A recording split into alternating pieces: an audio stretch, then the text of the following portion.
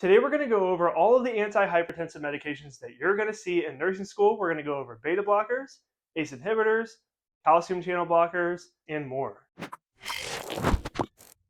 Hey guys, my name is Will Kirkpatrick. I am a nursing educator inside the Coursera platform, and today we're going to go over all the antihypertensive medications. Before we get into that, I want to get straight into something that's very important that I feel like is missed a lot of the times, and I feel like this is why so many nursing students struggle with remembering their medications. It's because we're ignoring a lot of the times understanding and putting time into understanding the pathophysiology behind it. Because lots of those nursing questions are going to reflect back on you understanding the mechanism of action. And then that mechanism of action is going to tell you exactly what those adverse effects are and what those contraindications that you need to know about when you're giving a medication as a nurse. Now, before we get deep into the pathophysiology, I want you guys to remember that when you study for pharmacology or in your nursing program, I want you guys to classify your drugs by classes and not trying to remember every specific medication, which we're going to show you exactly how to do that here in the example of cardiac medications controlling blood pressure. We have a completely free pharmacology concept map for nursing school, and you guys can find that on CorseraNursing.com. That's exactly what I use in nursing school, and of course flashcards were really helpful, but concept maps really help you understand the certain categories or of course concepts that you need to know about each one of these medication classes.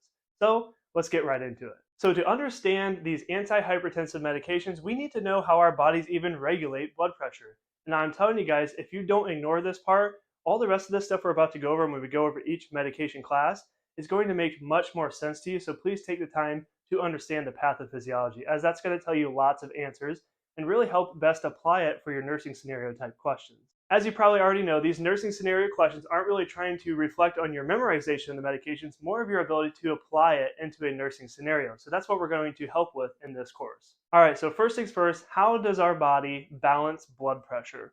Well, of course, what's involved, the organs that are involved is heart, our vascular system, and then a big player is kidneys. Our bodies constantly are adapting to our external surrounding. So everything we put our body through, our body responds and adapts to that difference. So the first thing I want you to know about cardiovascular adaptation is knowing sympathetic and parasympathetic systems. So our bodies need to be able to be, of course, exercising and at rest. So with exercising, our bodies stimulate the sympathetic nervous system. So I want you guys to remember these three terms. There's chronotropic, dromotropic, and inotropic. Chronotropic is chronology, right? So it's your heart rate, all right? And then dromotropic is the actual electrical conduction, so the speed of the electrical conduction going through your heart, all right? So of course, think of like EKG rhythms, for example. That's the speed of the electrical conduction to reach the SA node to the Purkinje fiber, for example. And then inotropic is the actual contraction power of your heart. So remember, the sympathetic nervous system is what helps increase the activity in our body, and that of course includes the blood pressure. So when we're at increased activity, so if I were to go on a run right now, my sympathetic nervous system needs to stimulate to allow my body to increase the activity. This increased activity is making sure that my blood pressure is maintaining at a stable level while I'm running, versus when I was sitting in a chair and resting, it doesn't need to be as high or need to be controlled by circulating the body because it's at more rest. So what actually stimulates the sympathetic nervous system? We have things such as catecholamines. So when we think of fight or flight, right?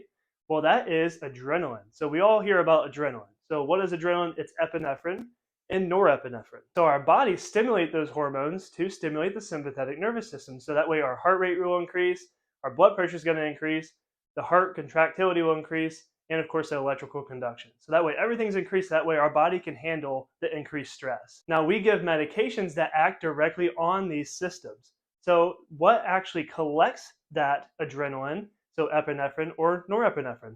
Well, we have lots of different receptors that will communicate that to the body. Well, our antihypertensives is what blocks exactly that to prevent overstimulation of the sympathetic nervous system. You see, when a patient has high blood pressure, there is an imbalance between the sympathetic and parasympathetic systems. So we have medications to block the overstimulation of the sympathetic nervous system. All right, so let's get into the receptors. We have an alpha receptor and we have a beta receptor. So alpha, there's alpha 1 and alpha 2. Alpha 1 is located in the smooth muscles of our vascular system. So think directly in our veins or our arteries. All right, so what does alpha 1 do? So when alpha 1 is a receptor, when that's stimulated, it stimulates vasoconstriction directly in our vascular system. All right, so that puts, of course, increased blood pressure and increased resistance against the heart, which, of course, we all know why we're giving these medications in the first place is to decrease the blood pressure. In alpha 2, it doesn't directly cause vasoconstriction, but it does inhibit the release of norepinephrine, which is, of course, the adrenaline we talked about. That stimulates the sympathetic nervous system. We'll get into a drug class that is an alpha blocker. Well, alpha 1 is specifically what we're blocking. So it's blocking vasoconstriction. All right, now let's go over to beta receptors. There's 3 different beta receptors. Now, beta 1 is the one that is actually located in the heart. All right, so when that's stimulated, you got an increase of chronotropic, which is what? Increased heart rate. Dromotropic, which is what? Increased conduction of the heart activity. And then inotropic, which is the increased power of our contraction. So it does increase the cardiac output of the heart, which is what we want if we're, of course, increasing our activity.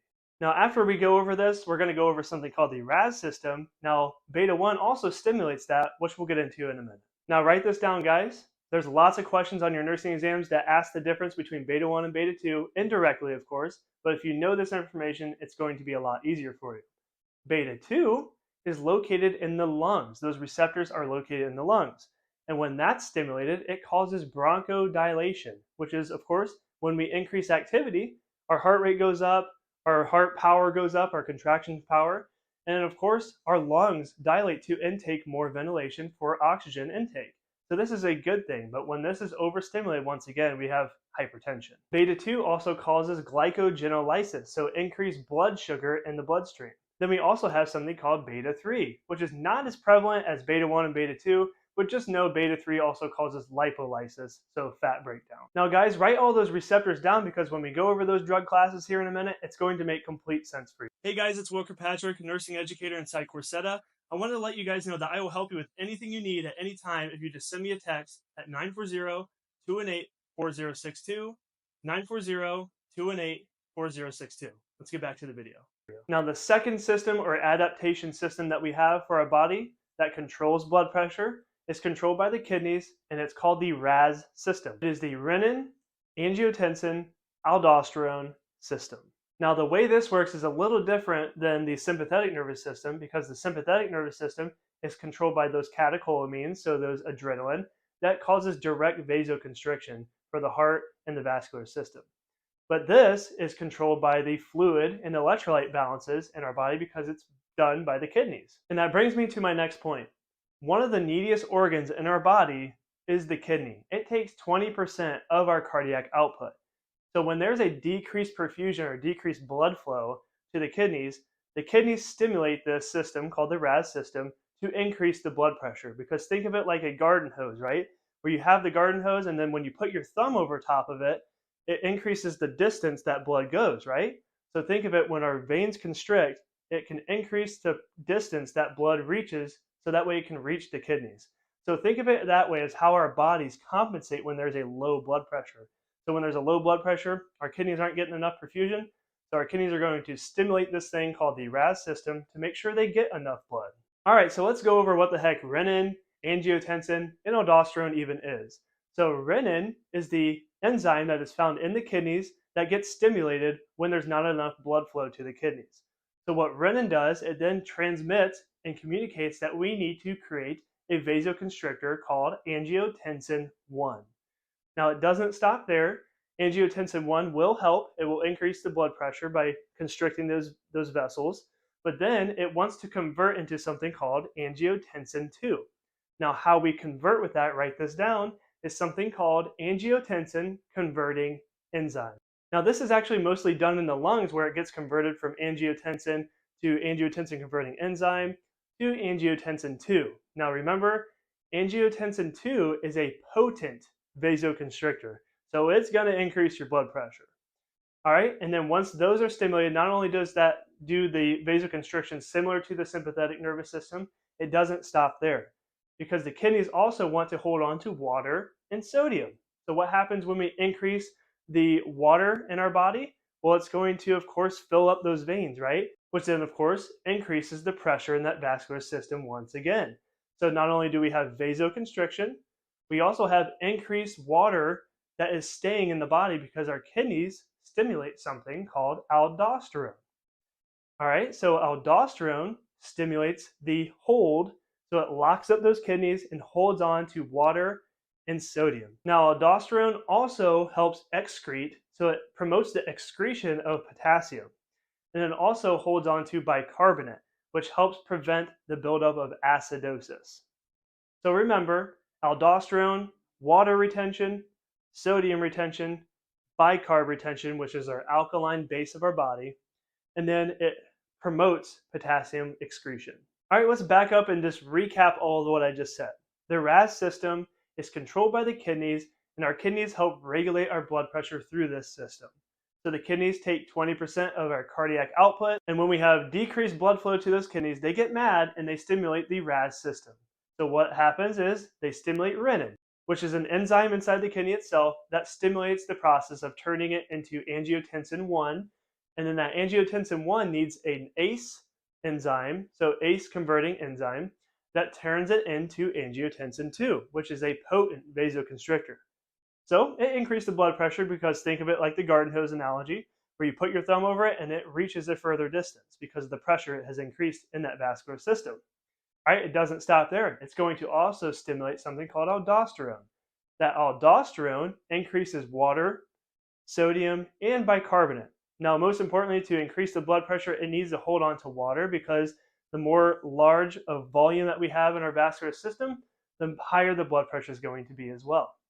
And then, of course, it's going to promote the excretion of potassium, so you're likely going to have hypokalemia and result when aldosterone is stimulated. All right, guys, so if you understand both those adaptation systems for our blood pressure, you're going to understand these classes of antihypertensives very well. So let's get right into it. All right, guys, so let's first start talking about beta blockers. This is probably one of the most commonly talked about medications in general, not just in nursing school, but let's get right into it. Beta blockers, I want you guys to remember once again, if you go back to our pharmacology concept map, we're going to categorize all these medications in classes. So beta blockers, let's remember the suffix LOL, so LOL. So all of these medications that end with LOL are likely a beta blocker. So what do beta blockers actually do? Well, of course, the main purpose is to decrease the blood pressure, but it also has a big impact on the heart rate. So it decreases the blood pressure and the heart rate and the inotropic power of the heart, which is what? The contractility, so the power of the contraction of the heart. So we go back to that pathophysiology, we have those adrenergic receptors that stimulate adrenaline, right? So we have beta 1. So when we say beta blockers, we're blocking the beta receptors in our heart. So what does that do? It blocks the activity of beta 1. What does beta 1 do again? It increases the heart rate, it increases the blood pressure, it increases the inotropic and increases the dromotropic activity.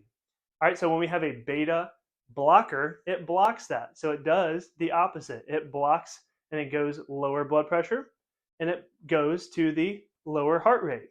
So we talked about how these medications end with LOL. One of your most common medications you're going to hear about is metoprolol. That's one of the most commonly used medications. So as a nurse, when you're going at the bedside and you're given a medication, what are the adverse effects you want to look out for? Well, what reflects off the mechanism of action? It decreases heart rate and decreases blood pressure. All right. So the contraindication / adverse effects, we want to make sure that we're not giving a medication that is to a patient that already has low blood pressure and a low heart rate. So what are those parameters? So don't ever give a beta blocker unless specifically approved by the physician. Don't ever give a beta blocker that is lower than 60 beats per minute on the heart rate or lower than 100 on the systolic blood pressure. All right, so we talked about how beta blockers also block the speed of the dromotropic, which is the electrical conduction through the heart. So what should we watch out for? Well, heart blocks. We don't want to give these medications to patients who already have a heart block because it's going to slow that electrical conduction even more than it already is. And of course, we talked about how it lowers the inotropic, so the pumping power. So we want to use these medications with caution with heart failure patients who already have a decreased inotropic. And then write this down, guys. This is one of the most commonly questioned about things about beta blockers, is that you want to carefully give these to patients who also have lung disease such as COPD. Why? Well, we talked about beta 1, right? And also beta 2. What does beta 2 do? Beta 2 increases the bronchodilation of the lungs, remember? Well, if we block that, so it's a beta blocker, so it blocks beta 1, beta 2, beta 3. If we block beta 2, well, we're inhibiting them to have bronchodilation, because so it can actually cause bronchoconstriction, which is never a great thing already added on to the bronchoconstriction in a COPD patient. So in all, we want to be careful about giving these medications to heart failure patients, COPD patients, asthma patients, hypotensive patients, and then patients with heart blocks. So the key thing is here, guys, you always want to check the heart rate and the blood pressure before you ever give one of these medications. Now, not all beta blockers are created equal. There is non-selective beta blockers versus selective beta blockers. All right, so what does non-selective mean? That means it doesn't care. It's going to block all your beta receptors. Beta 1, beta 2, which we just talked about. If you block beta 2, it's not necessarily a great thing, especially when it is a patient who already has lung disease, because it's going to prevent your bronchodilation to happen. So those are non-selective. But there's also selective beta blockers, such as metoprolol. That's why it's so commonly used, is because it selects beta 1 and doesn't necessarily have that potent effect on beta 2. So it can drop the blood pressure and the heart rate without actually messing with the bronchodilation mechanism in beta 2. So it's selective. Here's a quick little list of non-selective and selective beta blockers if you guys want to write those down. All right, so since we're still talking about the sympathetic nervous system, let's go over to the alpha blockers, specifically the alpha 1 blockers. So we talked about how alpha 1, when that's stimulated, it causes vasoconstriction in the vascular system itself. So it's a direct vasoconstrictor. So when we give an alpha 1 blocker, it does the exact opposite. It increases the vasodilation of the vascular system. So these are used primarily for hypertension, of course, and it's not the most preferred, so you won't typically see these in a lot of patients. It's if other factors have been tried before and didn't work, so they would try to use an alpha 1 blocker, but you will see these a lot of the times with patients with benign prostatic hyperplasia. So patients with a swollen prostate, this also helps relax the smooth muscles in the bladder and the prostate to allow a better stream for urination. So if you have a nursing scenario question that is asking about a patient who's on tamsulosin, because once again here, the common suffix in this drug class that you want to write down is osin, so O-S-I-N. So if you have that nursing scenario question, it's a patient who has BPH and they're getting a alpha 1 receptor blocker, well, you want to know that it could cause orthostatic hypotension because it decreases the blood pressure. So that is one of the major adverse effects you'll want to write down. Now, there's other adverse effects, which you'll see here, but let's talk about, once again, those contraindications. Same thing as those beta blockers. We don't want to give these medications to a patient who has a blood pressure systolically below 100. So since this is also blocking somewhat of the adrenaline, so the sympathetic nervous system, this could also cause bradycardia, just not as common or as strong as the beta blockers. So once again, be cautious giving these medications to patients with heart failure already and patients who have low blood pressure already. But the biggest thing they like to ask about is understanding that these alpha 1 blockers cause orthostatic hypotension. All right, so let's talk about calcium channel blockers, which aren't too far off from what beta blockers do. So calcium channel blockers, once again, are used for hypertension, but also is used for conditions that have a high cardiac demand. So patients who have a very fast heart rate, calcium channel blockers will help with that most of the time. Now, the common suffix with this drug class is dipine, so D-I-P-I-N-E. So you'll see medications such as amlodipine or nifedipine. Now, there are some exceptions to that. There are 2 other medications that are in the calcium channel blocker class, but they have specific mechanisms of action that is different from the typical. But let's first explain the mechanism of action to the typical calcium channel blockers. So the biggest pointers with calcium channel blockers in relation to mechanism of action, so once again, it decreases the heart rate and the blood pressure just like beta blockers, but it is also very potent on decreasing the inotropic of the heart because it blocks the calcium influx during the heart contractility. So calcium is required, so when the heart actually contracts, it needs calcium to have a full power contraction.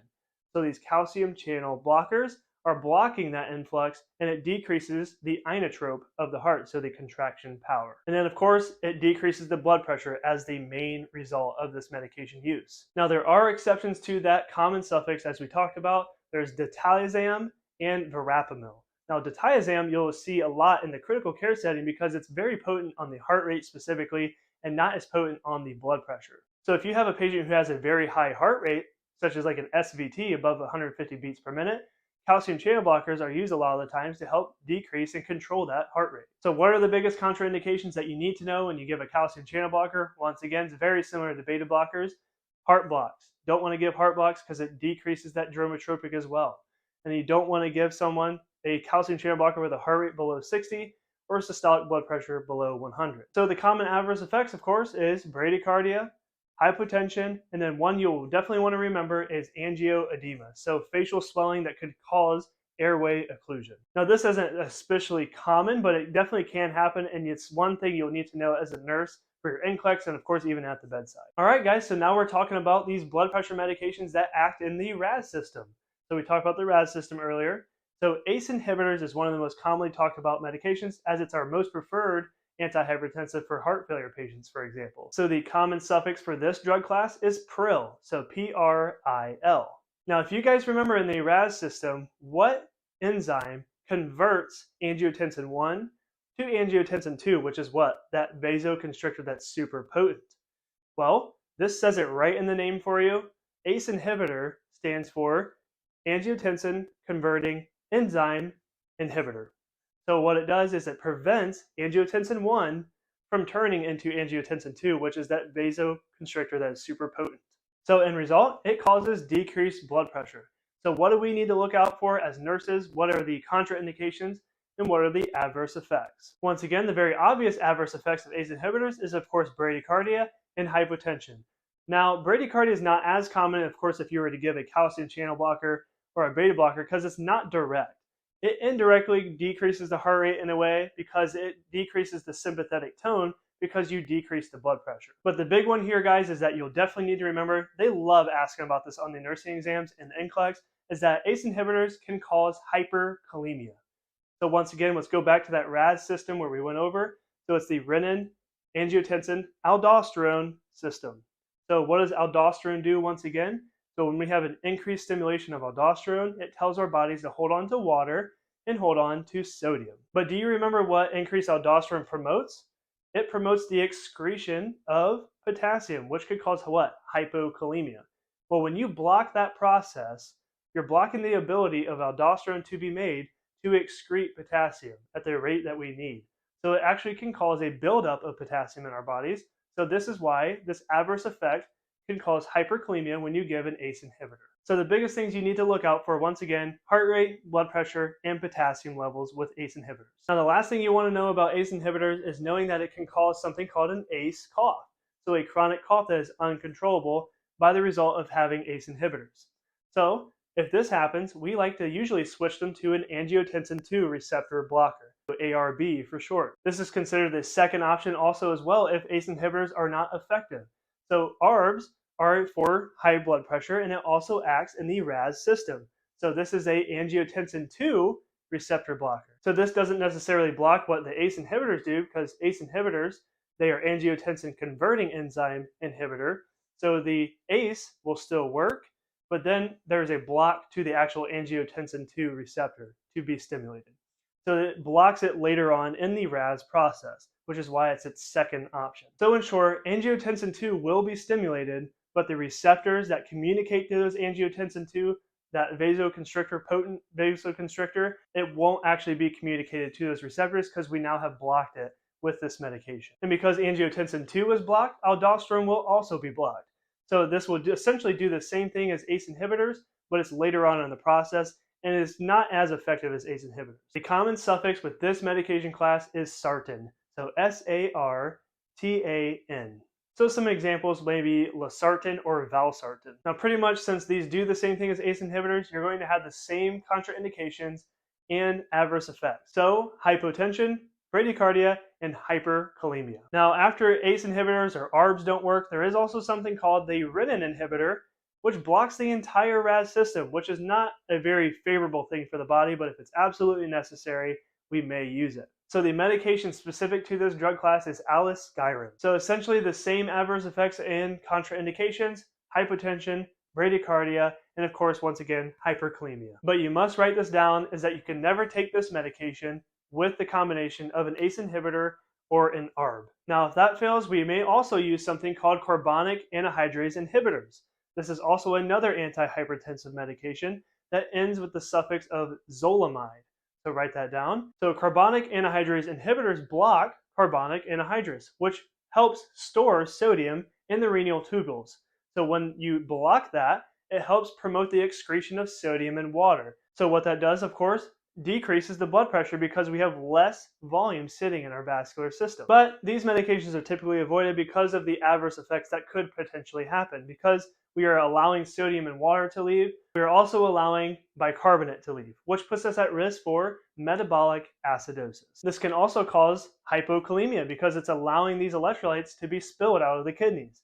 So hypokalemia, metabolic acidosis, and lastly, guys, write this down. You don't want to give this medication to a patient that is allergic to sulfa. Now, what happens if all these antihypertensives fail? So we have specific vasodilators that act directly on the vascular system. Now, it's not the same as alpha-1 blockers because those do help with the smooth muscle of the vascular tone, so it helps decrease the vascular tone. But this is a direct vasodilator. So medications such as hydralazine, you'll see that a lot of the times in the hospital setting, or nitroprusside. So these medications cause a decreased blood pressure, of course, but the problem we have to think about is it could cause reflex tachycardia. So instead of it dropping the heart rate as well, like the beta blockers or the calcium channel blockers, when you give these medications, it directly lowers the blood pressure or the vascular tone in the vascular space, so it decreases the resistance against the heart. So the heart is going to have a dilated response and increase the heart rate. So in short, increased heart rate, lower blood pressure can happen with these vasodilators. All right, guys, that sums up the antihypertensive medication course. Thank you guys so much for watching, and we'll see you in the next video. Hey guys, first of all, thank you so much for watching the video entirely through. It makes our day if we know that nursing school got a little bit easier after watching one of our videos. If you guys like this video, make sure you like it, subscribe to the channel for more, and drop down in the comments for any more ideas that you need help with nursing school. If you want to contact me personally, it's 940-218-4062. Thank you guys for watching. We'll see you in the next video.